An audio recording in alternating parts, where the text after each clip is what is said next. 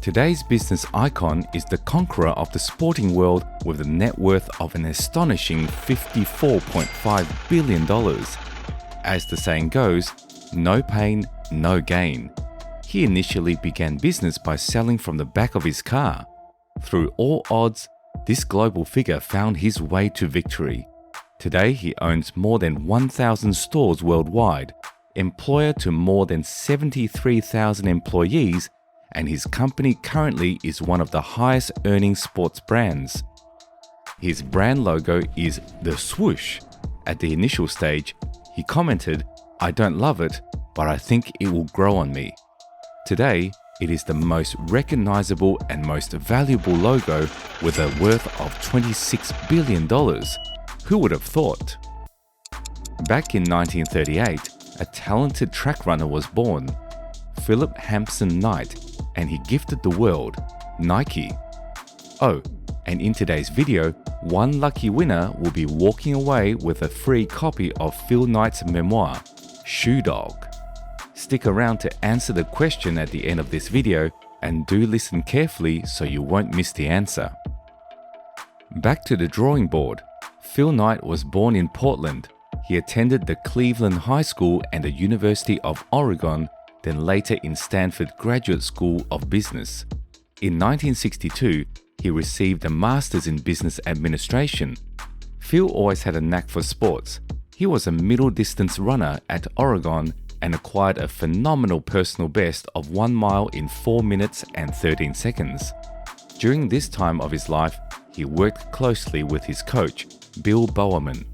He would later become Phil's partner in business, and Bill Bowerman and Phil Knight would co-found Nike. But hang on, we will get to that in a bit. At Stanford, Phil was assigned to present a paper on starting a small business in a field that interests him. Phil, with the love of sports, chose sports. Can Japanese sports shoes do to German sports shoes what Japanese cameras did to German cameras? Simply, he targeted to import high-quality yet low-cost sports shoes from Japan and introduce it to the American market to beat Adidas. Upon graduating, Phil traveled to Kobe, Japan. While in Kobe, he came across Onitsuka Tiger, a Japanese sports brand that became ASICS. Phil was impressed. It was what he had been searching for: high quality and low cost sports shoes. He was fascinated and eager to set up a meeting with the head of Onitsuka. Phil introduced himself as the owner of Blue Ribbon Sports, an imaginary company he made up on the spot. By the end of the meeting, it was to Phil's great surprise that he had secured a distribution deal to America. "How can I leave my mark on the world? I thought unless I get out there first and see it."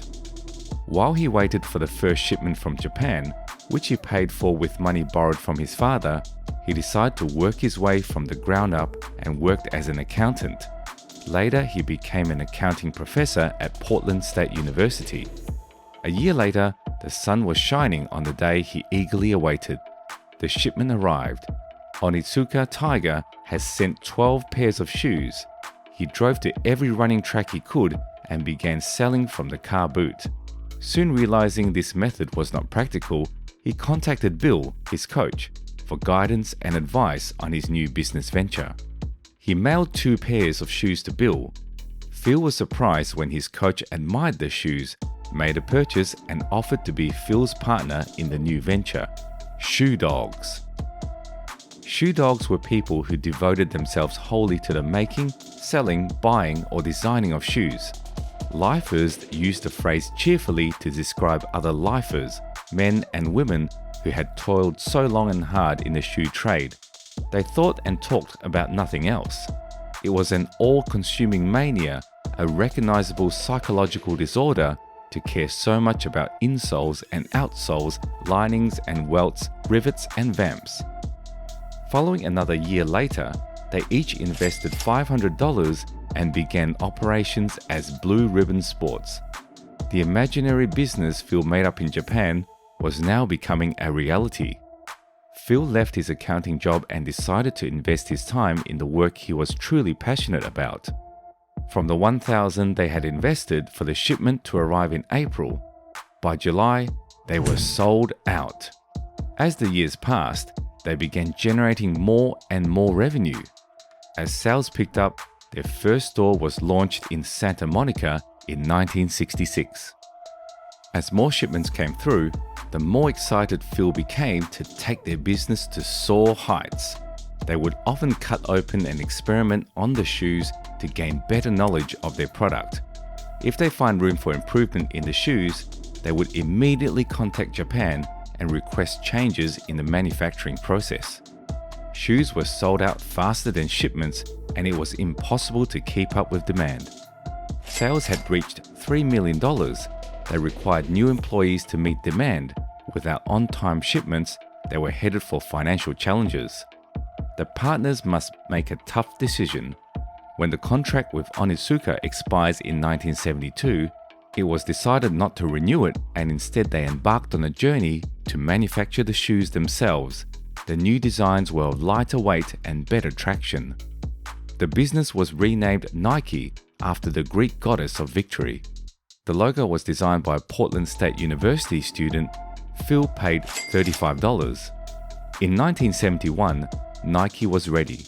Phil's willingness to take risks is incomparable, for it was the risk of breaking ties with Onitsuka that opened the doors of possibilities.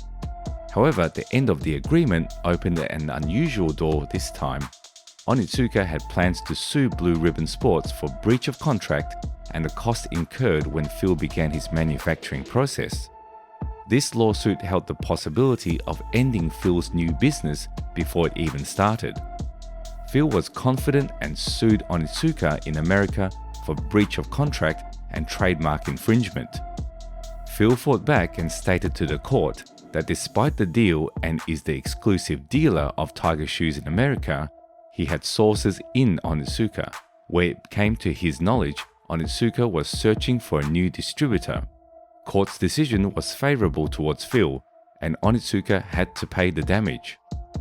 Phil's marketing strategies were as unique as he is. He believed in gathering top-notch athletes and putting Nike shoes on their feet.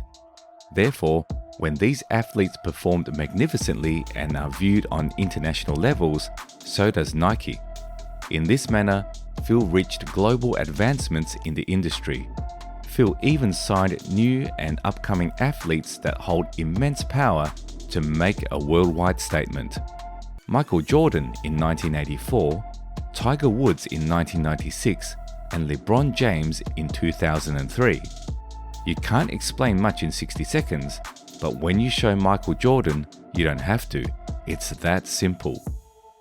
Phil was overwhelmed with the increasing sales year by year. In the 1980s, sales increased tremendously with the Air Jordans. Phil was able to sell more than $100 million in the first year itself.